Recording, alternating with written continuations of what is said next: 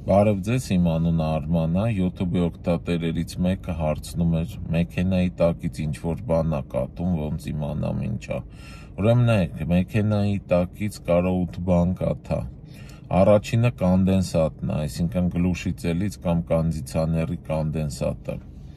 Երկրորդը վառելիքն է, բենզինը կամ դիզելը։ Երրորդը տաուտն է, այսինքն պիլնիկը ճղվել է, մի տեղից տաուտ է կաթում, բայց դա շատ չի կարա լինի, քիչ։ Չորրորդը տормոզնոյ ժիդկոստն է։ Հինգերորդը գիդրավլիկի ժիդկոստն է, եթե գիդրոուսելիցել է, ոչ թե էլեկտրո։ Վեցը բզիկի ջուրն է, հեղուկը։ 7-ը